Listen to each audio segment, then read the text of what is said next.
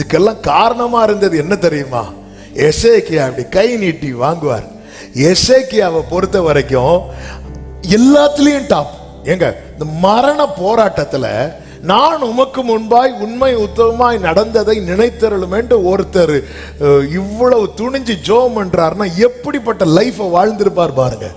நம்ம என்னதான் உண்மை உத்தமமா நடந்தாலும் மரண போராட்டத்துல நம்ம அப்படியா ஜோம் பண்ணுவோம்? எப்படியாவது ஆண்டவரே எப்படியாவது காப்பாத்திருக்க, இப்படிதானே ஜெபம் பண்ணும்.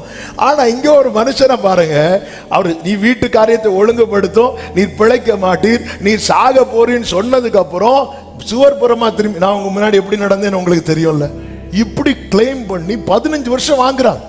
இப்படிப்பட்ட நல்ல மனுஷன் தேவன் பேரில் நம்பிக்கை வைக்கிற விஷயத்துல தாவீதை விட டாப், எல்லாத்திலையும் பெஸ்ட். ஆனா நோ சொல்ல வேண்டிய இடத்துல ஒரு எஸ் சொன்னதுனால தலைமுறை அவுட் ஆயிட்டு. ஏன் நாட்கள் நல்லா தானே இருக்கு, ஏன் நாட்கள் நல்லா தானே இருக்கு.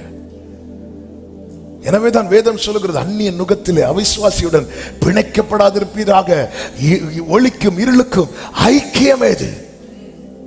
இரத்தத்தால் மீட்கப்பட்ட கூட்டத்தை குறித்த ஒரு செய்தி பிலேயாம் பார்த்து சொல்லுகிறான், இவர்கள் தனித்து வாசம் பண்ணுகிறவர்கள், இவர்கள் ஜாதிகளோடு கலவாதவர்கள். ஹalleluya. ஒரு தேவ பிள்ளைக்கு இது தெரிந்து கொள்ள வேண்டும்.